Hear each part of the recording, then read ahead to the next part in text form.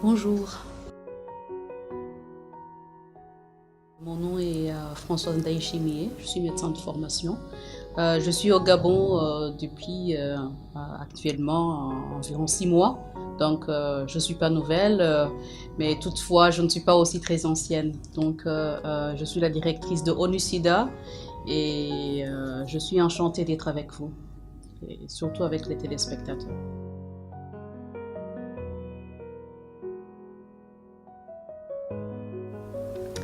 Mes vœux les plus chers, je les dirais en direction, en ce qui me concerne, puisqu'ici je représente ONU-SIDA en rapport avec l'ONU-SIDA.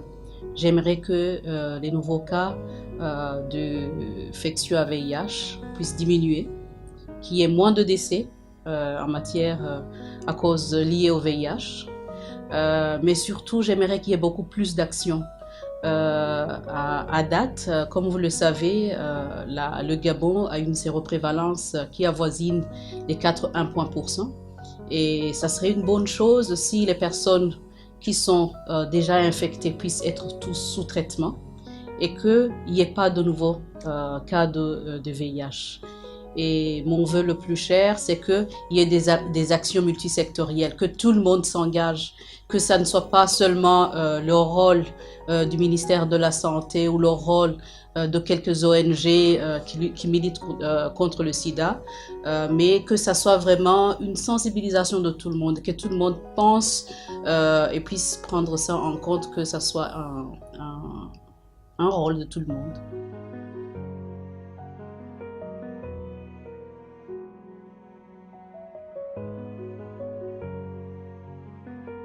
Moi, je pourrais plutôt vous poser la question, comment est-ce qu'on peut vivre dans ce monde où on sait, avec les ravages que fait la lutte, le VIH dans le monde, sans être engagé. Donc, je pense que moi, c'est vraiment un devoir de citoyen et c'est surtout un devoir des femmes. Et nous savons que les femmes sont à date les plus à risque vis-à-vis de ce virus. Et quand je regarde dans le monde comment ça se passe, on ne ferait que donner son coût de sa contribution pour que le VIH puisse être éliminé. Donc pour moi, pour ce qui me concerne, ça fait plus de, je dirais, depuis que j'étais encore sur le banc de l'université.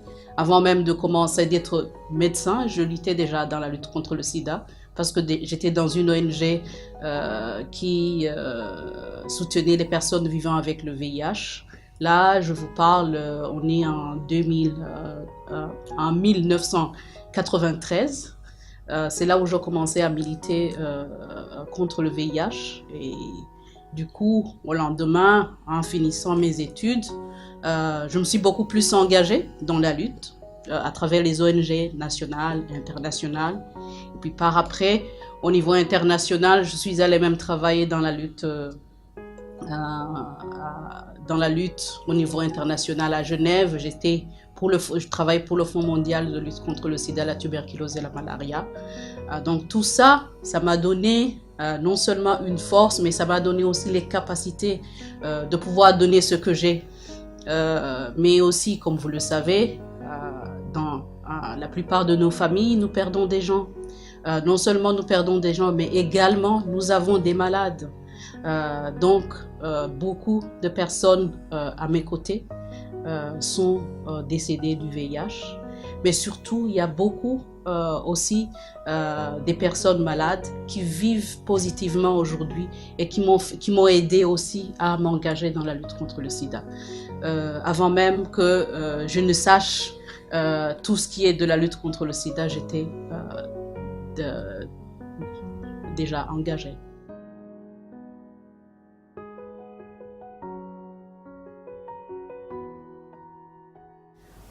Je dirais que la contribution devait être de tout le monde, comme j'ai commencé au tout début. Vous savez, la lutte contre le sida, ça doit être une lutte multisectorielle. C'est surtout aller vers la prévention. Parce qu'aujourd'hui, on parle qu'il y a les traitements. C'est vrai, il y a les traitements. Mais dès qu'on est déjà malade, on a des traitements à vie. Donc, le mieux, c'est d'éviter le virus. Chez les pauvres, il y a beaucoup plus de facteurs qui font qu'ils sont beaucoup plus à risque. Mais ne pensez pas que c'est seulement chez les pauvres. Probablement que c'est là où le virus, quand il arrive chez le pauvre, il a beaucoup plus d'impact négatif parce que chez le pauvre, il ne pourra pas se nourrir comme il faut, il ne pourra pas accéder aux médicaments de bonne qualité, à un bon suivi. Surtout, je dirais, au Gabon où, bien que les médicaments sont gratuits, les examens de suivi ne sont pas gratuits.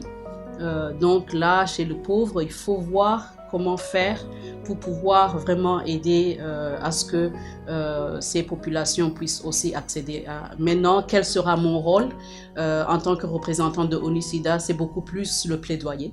C'est le plaidoyer parce que ONU-SIDA, comme vous le savez, c'est pas en financier, mais nous accompagnons le gouvernement dans la mise en place des programmes. Donc, ce que nous allons nous assurer, c'est que comme on a la chance qu'on va commencer un nouveau programme dès l'année prochaine, donc dans la mise en œuvre, dans l'élaboration du nouveau programme, on va se rassurer que les personnes les plus pauvres ne seront pas laissés pour compte. Et cela en impliquant beaucoup plus d'acteurs. Il y a la société civile, mais il y a également la partie gouvernementale. Par exemple, ici au Gabon, quand nous parlons de la CNAMGS, on pourrait plaider pour que ça soit gratuit pour les personnes vivant avec le VIH, parce que c'est des gens qui... surtout les plus pauvres, c'est des gens qui ont un traitement et des examens à faire chaque année. C'est pas un choix. Dès qu'on est déjà séropositif, c'est pour toute la vie. Maintenant aussi, pour ceux qui ne sont pas encore infectés, mais qui sont pauvres, il faut qu'on puisse rendre disponibles les préservatifs pour qu'en cas de besoin, ils puissent également les utiliser et se protéger, mais également avoir surtout aussi les instructions, parce que le préservatif, c'est une chose, mais on peut aussi lutter en amont, en se préservant même d'avoir des relations sexuelles à risque.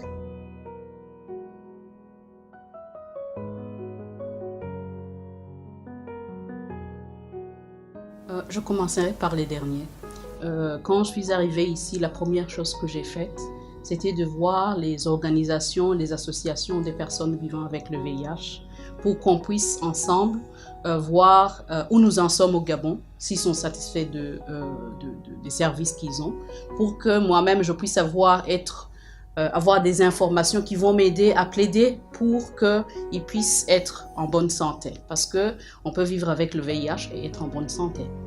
Là, donc, c'est vis-à-vis des malades. Donc, pour le moment, j'ai des relations particulières avec la plupart des patients qui, des fois, m'appellent même en dehors des heures de service pour me dire je vais bien ou alors je suis malade, docteur Françoise.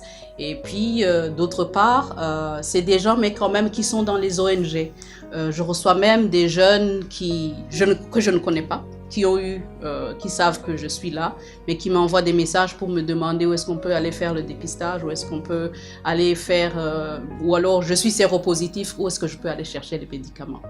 Des fois, je ne sais pas tout, parce que je viens d'arriver, je ne connais pas tous les services et comment tout marche. Donc, j'ai au moins des connaissances qui me permettent de les référer vers d'autres personnes. Donc, j'ai de bonnes relations avec ces personnes-là. Maintenant, avec les médecins, je n'ai pas encore eu beaucoup de chance d'aller, surtout en dehors de Libreville. Mais au niveau de Libreville, j'ai déjà visité au moins 2 CTA. De Libreville et j'ai rencontré des médecins et je pense que le Gabon a de bons médecins en matière de lutte contre le sida. Il faut seulement qu'il y ait beaucoup plus, il y en ait beaucoup plus qui soient engagés. Selon ce que je reçois, les informations que je reçois des patients, ils aimeraient avoir beaucoup plus de choix parce qu'il n'y a que 3-4 CTA au niveau de Libreville et puis en CTA dans chaque autre province. Ils aimeraient bien qu'ils puissent aller comme quand on a le palu On va chez un médecin et le médecin va te prescrire un médicament. Aujourd'hui, le VIH devrait être traité comme le palu, comme d'autres maladies, parce que le gouvernement a donné cette chance à la population de donner des médicaments qui étaient très chers, inaccessibles il y a longtemps, mais aujourd'hui qui sont très accessibles à tout le monde. Donc ça devrait être normalement, chaque médecin devrait savoir comment traiter une personne vivant avec le VIH, au lieu de dire dès que tu es séropositif, va dans un CTA quelque part pour que quelqu'un d'autre puisse te prendre en charge. Alors que, bon, on sait bien que chaque médecin devrait être en rapport à des connaissances, du moins sur le VIH. Peut-être faire un petit appel qu'il y a des mises à jour qui sont nécessaires pour les médecins. C'est vrai qu'il y a des médicaments qui changent au jour le jour. Moi-même qui vous parle, j'apprends au jour le jour en matière de traitement du VIH. Donc, dans ce cas-là, c'est aussi au gouvernement, au ministère de la Santé et aux autres décideurs de renforcer les capacités des médecins, mais surtout de leur donner la confiance de pouvoir traiter les malades sans les amener absolument dans les CTA. Les CTA, c'était très nécessaire il y a très longtemps. Maintenant, on doit aller faire la vulgarisation. Maintenant, avec les ONG ont un grand rôle à jouer dans la lutte contre le sida. Parce que le médecin n'a pas beaucoup de temps pour s'occuper entièrement d'un patient du VIH. Un patient du VIH n'a pas besoin seulement des médicaments. Il a besoin des conseils et d'un accompagnement. Et donc, les ONG ont besoin de pouvoir agir un peu plus en matière d'accompagnement des personnes vivant avec le VIH. Aujourd'hui, nous avons des réunions mensuelles avec les ONG qui œuvrent dans la lutte contre le sida. Mais là, je vais vous dire encore une fois que c'est seulement ceux qui sont très actifs et qui sont à Libreville. J'aimerais bien que cette année, en 2018, et ça c'est sur mon agenda, que je puisse aller en dehors de Libreville et voir comment, s'il y a d'autres acteurs de ONG sur terrain qui peuvent faire des choses, et travailler avec eux, discuter avec eux. Et ça, c'est mon vœu aussi pour 2018. Un message de motivation d'abord aux ONG. Il faut qu'ils agissent vraiment, qu'ils s'engagent dans la lutte, aussi bien dans la prévention que dans l'accompagnement des personnes vivant avec le VIH. Ça, c'est le premier vœu et auprès des patients qui prennent correctement le traitement. Parce qu'aujourd'hui, il y a beaucoup de patients qui arrêtent le traitement en cours de route et qui ont probablement par des informations n'arrivent pas à continuer leur traitement qu'il faut. Le sida n'est plus une maladie, je dirais, incurable. Incurable dans le sens où on peut vivre avec pendant plus de 20 ans. Il y a beaucoup de personnes qui ont eu le virus depuis les années 90 qui sont encore en vie parce qu'ils ont bien pris leur traitement. Donc, je les encourage à prendre leur traitement. Et surtout aussi à être conscient que la prise du traitement, ça peut aider à ne pas contaminer l'autre. Et autre chose, de les encourager aussi à ne pas se dire j'ai eu le virus, je peux contaminer d'autres personnes sans souci parce que moi aussi je ne sais pas comment je l'ai eu. Et ça c'est quelque chose que j'ai déjà entendu d'autres personnes parler, mais moi je me dis que déjà par la prise des médicaments c'est déjà une prévention de ne pas contaminer l'autre, une prise correcte du médicament. Pour ce qui concerne les médecins, vraiment s'engager à prendre en charge correctement les malades. Je sais que des fois, c'est difficile quand on a 100 malades qui attendent le jour et qu'on n'a pas assez de temps, mais l'engagement des médecins doit être, on doit se rappeler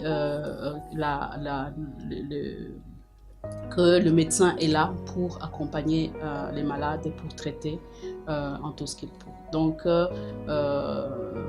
je pourrais dire aussi qu'aujourd'hui, on sait bien que le sida n'est plus une maladie fatale pour ceux qui prennent le traitement.